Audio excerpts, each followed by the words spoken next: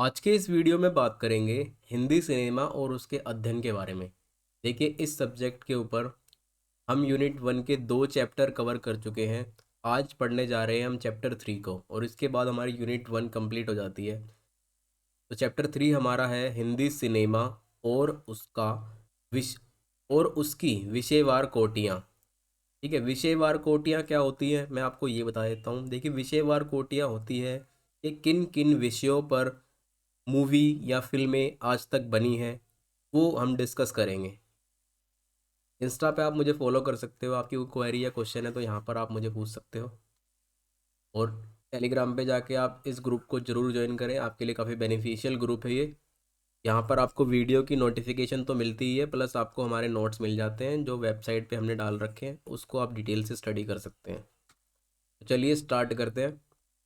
देखिए, स्वतंत्रता पूर्व हिंदी सिनेमा, सबसे पहले बात करेंगे कि जब भारत आज़ाद नहीं हुआ था तो उससे पहले सिनेमा का क्या रोल था भारत के अंदर। 1931 1913 से और 31 के बीच में, ठीक है, लगभग 13 फिल्में बनी थी जो मूक फिल्में थी। ये बात आप पहले से ही पढ़ते आ रहे हो कि सबसे पहले मूक फिल्में बनी थी। यानी मूक फिल्में कौन सी होती है? जिसमें ना तो साउंड होता है, ठीक है, ना कोई बोलता है, उस फिल्मों में कोई आवाज़ नहीं होती है, उसे कहते हैं मूक फिल्म। तो 13 मूक फिल्में बनी थी जिनको किसी भाषा या विशेष श्रेणी के अंदर नहीं रख सकते थे हम, ठीक है। लेकिन जब शुरुआत हुई मूक फिल्म सवाक फिल्मों की, सवाक फिल्में कौन सी होती है? 1931 से, ठीक है। जब सवाक फिल्म की शुरुआत हुई, सवाक फिल्में होती है वो जिसके अंदर संगीत होता है, गीत होता है, नृत्य होता है और बोल सकते हैं। बेसिकली आप इसको कह सकते हैं कि जिसमें बोल सकते हैं, ठीक है, शब्दों का प्रयोग किया जाता है बोली के द्वारा, तो उसे कहते हैं सवाक फिल्में। सबसे पहली बोलती हुई फिल्म थी हमारी आलमारा, या आप याद रखेंगे, जो पहली हिंदुस्तानी भाषा की फिल्म थी। इस फिल्म से गीत संगीत और नृत्य जो है, इसी फिल्म से गीत संगीत और नृत्य का आगमन हो गया था भारतीय सिनेमा में। और फिर ये भारतीय सिनेमा के अनिवार्य अंग बन गए थे, यानी ये फिर जरूरी अंग बन गए थे सिनेमा के या फिल्म बनाते समय। 1931 में कुल 28 फिल्में बनी थी जिनमें 13 फिल्में हिंदी की थी। इस दौर में बनने वाली फिल्मों के जो विषय हुआ करते थे, देखिए, सर्वप्रथम जब फिल्में बनती थी वो धार्मिक कथाओं पर बनती थी। पौराणिक कथाएं, धार्मिक, पौराणिक, ऐतिहासिक और सामाजिक, ठीक है। धार्मिक हमारे धर्म से रिलेटेड, पौराणिक हमारी जो जो पुरानी जो हमारी कथाएं होती थी उनके ऊपर रिलेटेड थी। इन सभी सब्जेक्ट से मिलती जुलती जो फिल्में हमारी शुरुआत में बनती थी। फिर स्वतंत्रता के बाद क्या हुआ, जब भारत आज़ाद हो गया 1947 में, उसके बाद हिंदी सिनेमा में क्या बदलाव आए। देखिए, इस दौर की जो फिल्में थी वो मध्यम वर्ग के साथ साथ दलित वर्गों के जीवन के संघर्षों पर भी आधारित थी। यानी सामाजिक बुराइयों को भी दिखाना फिर फिल्मकारों ने शुरू कर दिया था। उस समय सामाजिक बुराइयां समाज के अंदर फैली हुई थी, ठीक है, और मध्यम वर्ग के लोगों का जो जीवन था उसको भी इन्होंने दिखाना जो है स्टार्ट कर दिया था। यह वह दौर था जब हिंदी में कलात्मक और लोकप्रिय फिल्मों का निर्माण अपने उत्कर्ष पर था। यानी इस समय जो कलात्मक फिल्में थी वो काफ़ी लोकप्रिय रही थी और उनका जो निर्माण था वो अत्यधिक था। फेमस फिल्मों की बात करें उस समय की तो दहेज, दो आंखें बारह हाथ, नवरंग, जोगन, आवारा, बूट पॉलिश, जागते रहो, अब दिल्ली दूर नहीं, मदर इंडिया, ये काफ़ी फेमस फिल्म थी मदर इंडिया, ठीक है। बैजू बावरा, देवदास, मुगले आजम, ये ऐसी फिल्में थी जो अपने आप में उस समय की फेमस फिल्में थी जिनको आज भी लोग देखते हैं, आज भी यादगार फिल्में हैं ये। ऐसी सामाजिक फिल्में थी ये, ठीक है। जैसी सामाजिक दृष्टिकोण से जागरूक और प्रगतिशील फिल्मों का निर्माण हुआ था। ये सारी सामाजिक फिल्में थी जिनका अत्यधिक निर्माण उस समय हुआ था। इन फिल्मों में सामाजिक समस्याओं के संदर्भ में आदर्श और यथार्थ भावना और कर्तव्य, परंपरा और प्रगति पर संघर्ष स्पष्ट रूप को देखा जा सकता है। यानी जो इन फिल्मों के कॉन्सेप्ट थे, जो इन फिल्मों का संदर्भ था, वो था सामाजिक समस्याओं का, ठीक है, आदर्श का, आइडल का और यथार्थ भावना का, यानी जो सच्ची भावनाएं जो होती है उनका। इसके साथ साथ कर्तव्य और परंपरा को भी इन फिल्मों के अंदर दिखाया गया था। तो ये इस फिल्मों के संदर्भ थे। आज की वर्तमान दौर की अगर हम बात करें, वर्तमान दौर को डिस्कस करेंगे हम 1990 के बाद से, ठीक है। 1990 के बाद से जो सिनेमा का दौर रहा है, ठीक है, वो दौर थोड़ा सा अलग रहा। 1990 के दौर 1990 के बाद देखिए, सांप्रदायिकता का दबाव उस समय समाज में आ गया था। सांप्रदायिकता क्या था? जो दंगे भड़क रहे थे, ठीक है, जो आतंकवाद फैल रहा था, इन सभी चीज़ों को लेकर हिंदी सिनेमा भी जागरूक था। तो हिंदी सिनेमा ने इन सभी चीज़ों को लोगों तक पहुंचाने का जिम्मा उठा लिया था, लोगों को बताने का। और सिनेमा एक ऐसा माध्यम था जिससे लोग जुड़े हुए थे, सिनेमा से लोग सीखते थे, सिनेमा के देख कर लोग उनको फॉलो करते थे। तो सिनेमा ने इसका बेड़ा उठाया था, सांप्रदायिकता, आतंकवाद और राष्ट्रवाद को किस प्रकार से लोगों को बताया जा सके, इसके बारे में कैसे लोगों को जागरूक किया जा सके। तो इसकी जो फेमस फिल्में थी वो थी रोजा, मुंबई, सरफरोश आपने देखी होगी, ए वेडनेसडे देखी होगी आपने, ठीक है। ये ऐसी फिल्में थी जो कहीं ना कहीं जो सामाजिक सांप्रदायिकता, आतंकवाद और राष्ट्रवाद के मुद्दे को लोगों तक पहुंचाती थी। लेकिन इसी दौर में बहुत सी ऐसी फिल्में भी बनी थी, ठीक है। ऐसे फिल्मकार भी सामने आए थे जिन्होंने जन विरोधी गतिविधियों को लोगों के समक्ष रखा था। जन विरोधी प्रवृत्तियां क्या थी? जन विरोधी प्रवृत्तियां वो प्रवृत्तियां थी जो लोगों के यथार्थ जीवन में घटित हो रही थी, पर लोग बाग उनको महसूस नहीं कर पा रहे थे, या एक बड़ा समूह उनको ऑब्जर्व नहीं कर पा रहा था। जैसे तारे जमी, आमिर खान की फिल्म थी तारे जमी पर। उसका क्या कॉन्सेप्ट था? उसका अलग कॉन्सेप्ट था कि एक बच्चे को किस प्रकार से हमें डील करना चाहिए, ठीक है। तो ये सभी जन विरोधी फिल्में थी। इनको फिर फिल्मकारों ने जो है लोगों के सामने प्रकट किया था। सीक्रेट सुपरस्टार, ये मूवी अगर आपने देखी होगी तो इसके अंदर एक बच्ची की प्रतिभा होती है, उसको किस प्रकार से उसका परिवार दबाता है, ठीक है। तो ऐसी चीज़ों को सामने लेकर आ रहे थे 1990 के दशक के बाद लोग, ठीक है। ये तो अभी की फिल्में हैं, सुपरस्टार खैर आज के दौर की फिल्म है।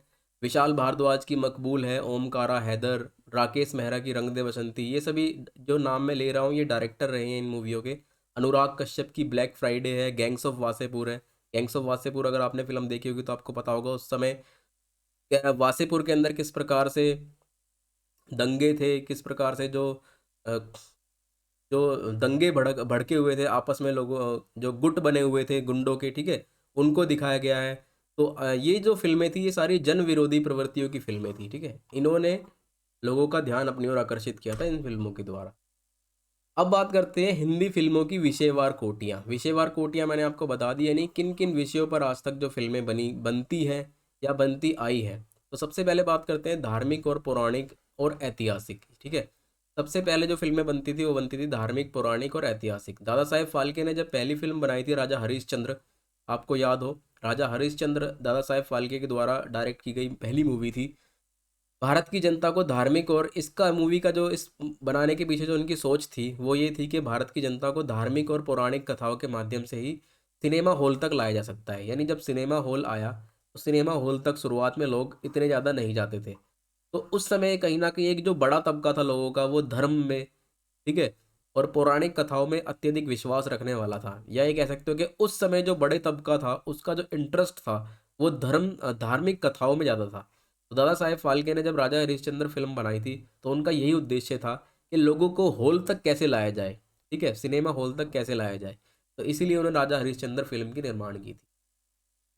मूक सिनेमा के पूरे दौर के साथ साथ यह प्रवृत्ति सवाक फिल्मों के आरंभिक दौर में भी जारी रही, ठीक है।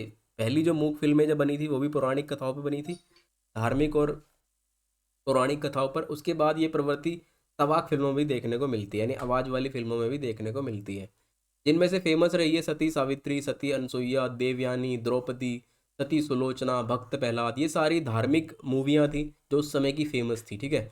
भक्त ध्रुव इत्यादि फिल्में बनी जिसने दर्शकों की धार्मिक भावना का पूरा ख्याल रखा था। यानी ये धर्म पर बनी हुई फिल्में थी, धार्मिक पौराणिक कथाओं पर बनी हुई फिल्में थी, जिनका ध्यान जो है लोगों का उस पर उन्होंने खींचा था।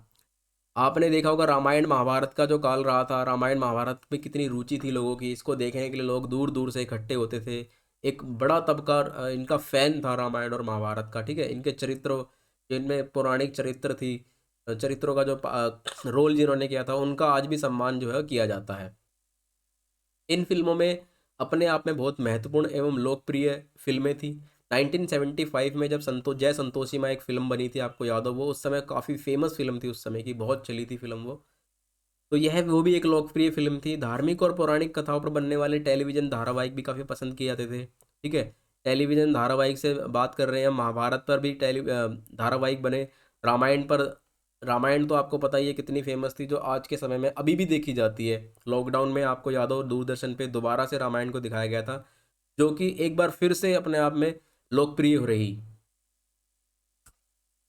अब बात करते हैं ऐतिहासिक फिल्मों की। ठीक है, ऐतिहासिक फिल्में आमतौर पर दो प्रकार की थी। एक थी ऐतिहासिक चरित्रों पर, यानी जो ऐतिहासिक चरित्र है जैसे रानी लक्ष्मीबाई रही, इनके चरित्र पर। और दूसरी थी ऐतिहासिक घटनाओं पर आधारित या फिर ऐतिहासिक कल्पनाओं पर आधारित।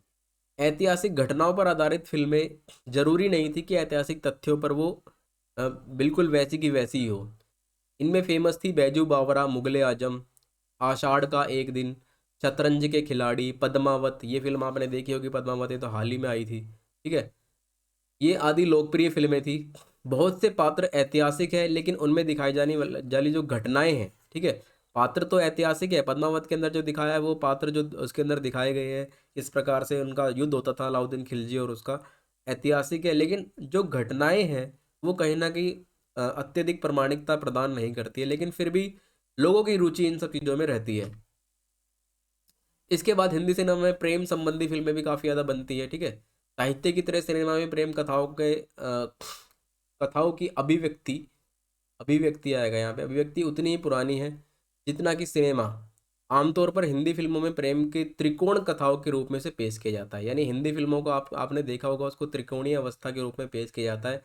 यानी एक हीरो होता है, एक हीरोइन होती है और एक विलन होता है। ठीक है, तो इन त्रिकोणीय श्रृंखला के ऊपर ही फिल्मों को बनाया जाता है, जिसमें एक नायक, नायिका और खलनायक, ठीक है, खलनायक होता है। प्रेम संबंधी संबंधों पर सामाजिक संरचनाओं, परंपराओं एवं धर्म, जाति और आर्थिक व सामाजिक हैसियत का असर होता है।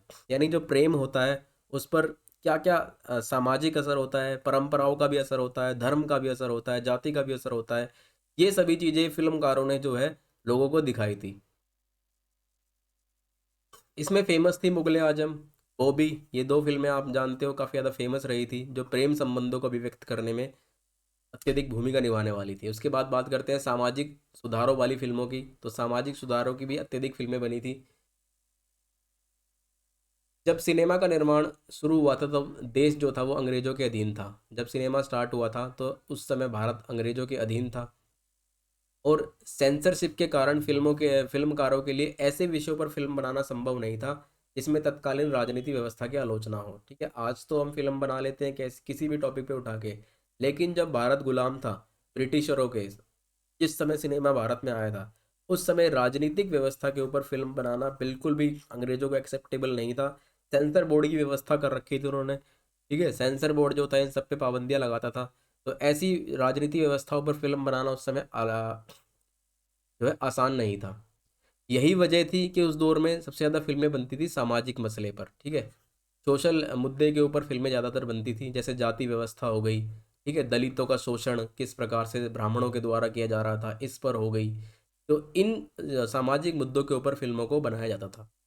इसमें जो फेमस फिल्म थी दुनिया ना माने, आदमी, पड़ोसी, ये आदि फिल्में उस समय की फेमस थी। ग्रामीण यथार्थ संबंधी फिल्में, जो ग्रामीण लोगों के ऊपर जो बनी हुई फिल्में थी, वो भी उस समय काफ़ी फेमस थी। किसानों और गांव वालों के सामने औद्योगिकरण के साथ अशिक्षित और असंगठित होने के कारण, किसान जो थे वो एक गरीब तबका था उस समय का। ठीक है, तो एक तो वो गरीब थे, ऊपर से वो अशिक्षित थे, यानी शिक्षा उनके पास नहीं थी, और दूसरा वो असंगठित थे, यानी वो एक संगठन के अंदर जुड़े हुए नहीं थे। तो जमींदारों और जो बड़े जो साहूकार लोग थे उनके द्वारा उनका शोषण किया जाता था। इस मुद्दे को भी सिनेमा ने लोगों को दिखाया। सिनेमा लोगों को इस मुद्दे के बारे में भी जागरूक कर पाई थी, जिसके अंदर मदर इंडिया अत्यंत महत्वपूर्ण फिल्म बनी थी। मदर इंडिया फिल्म आपने देखी होगी। ठीक है, फिल्म आज़ादी के बाद आशावादी प्रेरित से है। इस तरह राज कपूर की फिल्म जागते रहो में भी आशावादी, यानी जो आशाएं हैं, जो उसकी मनुष्य की उम्मीदें हैं, वो ख़त्म नहीं होती। तो इन सभी चीज़ों को इस फिल्म के अंदर जो है वो दिखाया गया था। जातिवाद और दलित यथार्थ संबंधी फिल्में भी उस समय बनी थी। 1970 के आसपास भारतीय सिनेमा में यथार्थवाद की नई लहर आई थी। ठीक है, दलित समाज की समस्याओं को अपना विषय बनाया श्याम बेनेगल ने। श्याम बेनेगल डायरेक्टर थे। इन्होंने सबसे पहले जाति प्रथा, जातिवाद, इन सभी चीज़ों का ध्यान जो लोगों का अपनी तरफ दिखाया था। अंकुर मंथन, समर, इनमें दलित समस्याओं को अपनी फिल्म का विषय बनाया। इसी तरह मृणाल सेन की फिल्म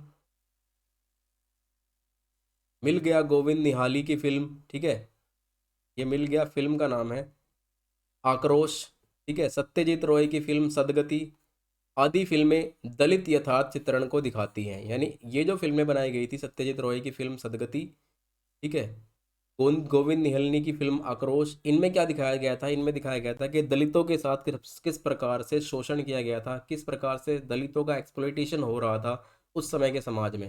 इन फिल्मों ने लोगों को दिखाया। देशभक्ति और राष्ट्रवाद संबंधी फिल्में भी खूब बन रही थी उस समय। हिंदी सिनेमा आरंभ से ही देशभक्ति संबंधी फिल्में बनाता रहा है। देशभक्ति पर आधारित बहुत सी फिल्में बनी, आज भी बनती हैं।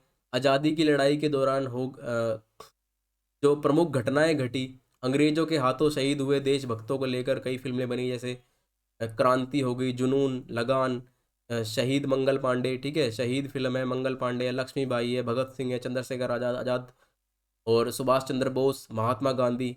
ये सभी ऐसे कैरेक्टर थे जो देशभक्त थे, ठीक है, जिन्होंने देश के लिए, जो देश के लिए वीर गति को प्राप्त हुए थे। इनके ऊपर भी हिंदी सिनेमा में बहुत सारी फिल्में बनाई गई और लोगों को जागरूक किया गया हिंदी सिनेमा के द्वारा इन लोगों के बारे में। स्त्री केंद्रित फिल्में भी बहुत सारी बनी थी 1970 के दशक में के बाद। पति पत्नी के संबंधों के तनाव, ठीक है, ये भी एक मुद्दा रहा था सिनेमा बनाने का, कि पति पत्नी के बीच जो तनाव चलता था या उनकी लड़ाइयाँ जो होती थी, ठीक है, किस प्रकार से एक गृहिणी अपना जीवन जी रही है, ठीक है, घर के कामकाज को लेकर, इन सभी चीज़ों को लेकर भी फिल्में बनी थी। 90 के दशक के बाद स्त्री केंद्रित फिल्मों में बदलाव आया था फिर दोबारा से, ठीक है, अपने जीवन के बारे में कुछ फैसले ले सकती हो ऐसी फिल्में बनाई गई। नहीं, 90 के दशक के बाद जो स्त्रियों का रोल था वो बिल्कुल अलग हो गया था। फिर 90 के दशक के बाद ये दिखाया जाने लगा कि स्त्री भी एक स्वतंत्र है, वो अपने फैसले खुद से ले सकती है, ठीक है, वो दक्यानुसी सोच का शिकार नहीं होगी।